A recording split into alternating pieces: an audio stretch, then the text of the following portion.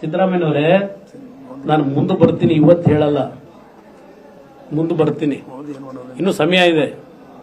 ನಿಮ್ಮ ಕುಟುಂಬದಲ್ಲಿ ನಡೀತಲ್ಲ ಒಂದು ದುರ್ಘಟನೆ, ಅದನ್ನ ನಾನು ಬಳಕೆ ಮಾಡಕ್ ಹೋಗಲ್ಲ. ಈಗ ನಿಮ್ಮ ಕುಟುಂಬದಲ್ಲಿ ನಡೆದಂತ ದುರ್ಘಟನೆ ನಾನು ಇದಕ್ಕೆ ಬಳಕೆ ಮಾಡ್ಕೊಳಕ್ ಹೋಗಲ್ಲ. ಸಿದ್ದರಾಮಯ್ಯನವರೇ, ಅವತ್ತು ನಿಮ್ಮ ಕುಟುಂಬದ ಮಾನ ಮರ್ಯಾದೆ ಉಳಿಸೋದ್ರಲ್ಲ ನರೇಂದ್ರ ಮೋದಿ, ಸುಷ್ಮಾ ಸ್ವರಾಜ್ ಮಾನ ಮರ್ಯಾದೆ ಉಳಿಸೋದ್ರಲ್ಲ, ಅದಕ್ಕೆ ಇವತ್ತು ನರೇಂದ್ರ ಮೋದಿ ಅವರನ್ನ ಪ್ರಜ್ವಲ್ ರೇವಣ್ಣ ಅವರದಕ್ಕೆ ಟ್ಯಾಲಿ ಮಾಡ್ಕೊಂಡು ಅವ್ರನ್ನ ಪ್ರಶ್ನೆ ಮಾಡ್ತೀರಾ ನೀವು? ಇದಾ ನಿಮ್ ಸೌಜನ್ಯ? ಕೇಳಲಿಕ್ಕೆ ಬಯಸ್ತಾ ಇದ್ದೇನೆ. ನರೇಂದ್ರ ಮೋದಿ ಅವ್ರಿಗೂ ಪ್ರಜ್ವಲ್ ರೇವಣ್ಣ ಅವ್ರಿಗೂ ಸಂಬಂಧ, ಟಿಕೆಟ್ ಕೊಟ್ಟಿರ್ಬೋದು ಜೆಡಿಎಸ್ ಪಕ್ಷಕ್ಕೆ 3 ಅಭ್ಯರ್ಥಿಗಳು ಹಾಕೊಳ್ಳಿ ಅಂತ ಹೇಳಿ. ಪ್ರಜ್ವಲ್ ರೇವಣ್ಣ ಅಭ್ಯರ್ಥಿ ಮಾಡಿರ್ತಕ್ಕಂಥದ್ದು ಬಿಜೆಪಿ ಅಲ್ಲ, ಆ ಸ್ಥಾನ ಬಿಟ್ಟುಕೊಟ್ಟಿದ್ರು. ಅಭ್ಯರ್ಥಿ ಮಾಡಿರೋದು ನಾವು ಮಾಡಿದ್ದೇವೆ. ಈಗ ಅವರು ನಮ್ಮ ಹೋಮ್ ಮಿನಿಸ್ಟರ್ ಮಾತನಾಡಿದ್ದಾರೆ. ನಾನು ನೆನ್ನೆನೆ ಹೋಮ್ ಮಿನಿಸ್ಟರ್ಗೆ, ಬಿಜೆಪಿ ಅಧ್ಯಕ್ಷರಿಗೆ ಇಲ್ಲಿ ನಡೀತಿರ್ತಕ್ಕಂಥ ಎಲ್ಲಾ ಘಟನೆಗಳ ವರದಿಯನ್ನ ಕೊಟ್ಟಿದ್ದೇನೆ. ಅವರು ಎಲ್ಲಾ ರೀತಿಯ ಘಟನೆಗಳನ್ನು ತರಿಸ್ಕೊಂಡಿದ್ದಾರೆ. ಅವರ ತೀರ್ಮಾನ ಏನು ಅಂತಕ್ಕಂಥದ್ದು ಇವತ್ತು ಗೌಹಾತಿಲಾಗಲೇ ಹೇಳಿಕೆ ಕೊಟ್ಟಿದ್ದಾರೆ. ಸಿದ್ದರಾಮಯ್ಯನವರೇ, ಕಾಂಗ್ರೆಸ್ನ ಎಲ್ಲಾ ನಮ್ಮ ತಾಯಂದ್ರಿಗೆ ಹೇಳಲಿಕ್ಕೆ ಬಯಸ್ತೀನಿ, ಏನು ಬಿಜೆಪಿ ಏನು ಮಾಡ್ತಾರೆ, ಬಿಜೆಪಿ ಏನು ಉತ್ತರ ಕೊಡ್ತಾರೆ? ನಿಮ್ಮ ಪಕ್ಷದಲ್ಲಿ ಏನೇನು ಘಟನೆಗಳು ನಡೆದವೆ ಅದ್ಯಾವುದೂ ನಾವು ಕೆದಕ್ಲಿಲ್ಲ.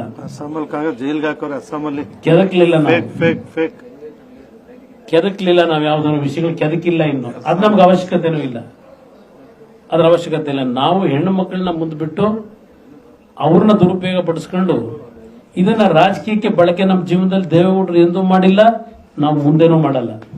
ಬಹಳ ಸ್ಪಷ್ಟವಾಗಿ ಹೇಳ್ತಾ ಇದ್ದೇವೆ. ಎದುರಿಸ್ತೀವಿ, ಧೈರ್ಯವಾಗಿ ತಯಾರಾಗಿದ್ದೇವೆ, ಎದುರು ಓಡೋಗಲ್ಲ. ಇಂಥ ನೀಚತನದ ರಾಜಕಾರಣ, ಆ ಹೆಣ್ಣು ಮಕ್ಕಳ ಬಾಳನ್ನ ಹಾಳು ಮಾಡ್ತಾ ಇರೋದು ನೀವಲ್ಲ. ಯಾರಾದ್ರೂ ಆತ್ಮಹತ್ಯೆಗೆ ಶರಣಾದ್ರೆ ಇವತ್ತು ಆ ಫೋಟೋಗಳೇನು ರಿಲೀಸ್ ಮಾಡಿದಿರಿ, ಆ ಹೆಣ್ಣು ಮಕ್ಕಳಿಗೆ ಏನಾದ್ರೂ ಹೆಚ್ಚು ಕಡಿಮೆ ಆದ್ರೆ ಸರ್ಕಾರ ಜವಾಬ್ದಾರಿ ತೆಗೆದುಕೋಬೇಕು. ಇವತ್ತು ಸರ್ಕಾರದ ಹೊಣೆ ಇಲ್ಲಿ. ಪಾಪ 5 ದಿವಸದಿಂದ ಈಗೇನೋ ಕೊಡೋಣ ಇಲ್ಲಿ ಪೇಪರ್ ಇಲ್ಲ, ಇಲ್ಲಿ ಹೇಳ್ಬೇಕು, ಸಂತ್ರಸ್ತೆಯರ ಪತ್ತೆ ಕಾರ್ಯವೇ ತಲೆನೋವಂತೆ. ಪಾಪ SIT ಅವರಿಗೆ ಸಂತ್ರಸ್ತೆಯರ ಪತ್ತೆ ಕಾರ್ಯವೇ ತಲೆನೋವು, ಯಾರು ಮುಂದೆ ಬತ್ತಿಲ್ವಂತೆ. ಒಂದು ವೇಳೆ ಅವರು ನಿರಾಕರಿಸಿದರೆ ಯಾರಿಗೂ ಬಲವಂತ ಮಾಡುವಂತಿಲ್ಲ, ಹೇಳಿಕೆ ನೀಡಿದರೆ ಸಾಕ್ಷ್ಯಗಳನ್ನಾಗಿ ಪರಿಗಣಿಸಬಹುದು ಎಂದು ಮೂಲಗಳು ತಿಳಿಸಿವೆ. ಇವತ್ತು ಇದು ಒಂದು ಭಾಗ. ಇನ್ನ ನಮ್ಮ ಹಾಸನದ ಜಿಲ್ಲಾಧಿಕಾರಿ ಎಲ್ಲಾದರೂ ಉಂಟಾ? ಚುನಾವಣೆ ಪ್ರೋಸೆಸ್ ನಡೀತಾ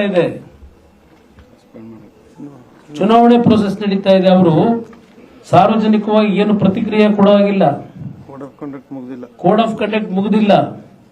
ಇಲ್ಲಿ ಹೇಳಿಕೆ ಕೊಡ್ತಾರೆ, ಪಾಪದ ಕೊಡ ತುಂಬಿದಾಗ ಎಲ್ಲವೂ ಹೊರ ಚೆಲ್ಲಲೇಬೇಕು, ನೊಂದವರು ದೂರು ನೀಡಿದರೆ ರಕ್ಷಣೆ. ಹಾಸನ DC ಸತ್ಯಭಾಮ.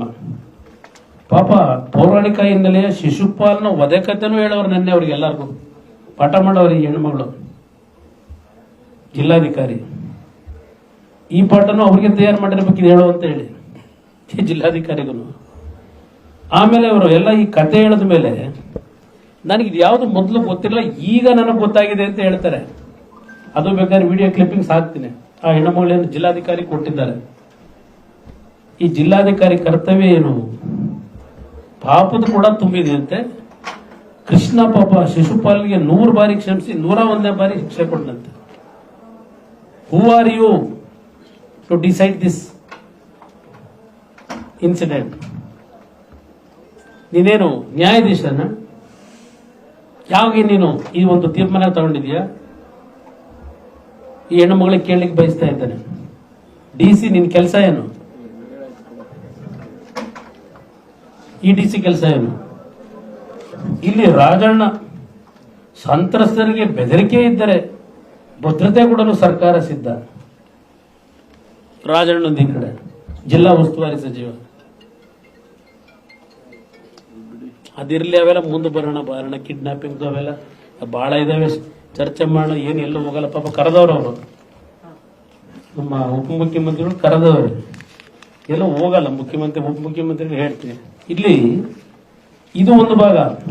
ಆ ಡಿಸಿಗೆ ನಿಮಗೇನಾದ್ರೂ ಸಿದ್ದರಾಮಯ್ಯ ಮಾನ ಮರ್ಯಾದೆ ಇದ್ರೆ, ಅಡ್ಮಿನಿಸ್ಟ್ರೇಷನ್ ತಿಳುವಳಿಕೆ ಇದ್ರೆ, ಸಾಮಾನ್ಯ ಪರಿಜ್ಞಾನ, ಆ ಡಿಸಿ ಹೇಳಿಕೆ ಮೇಲೆ ಏನ್ ಆಕ್ಷನ್ ತಗೋತೀರಿ?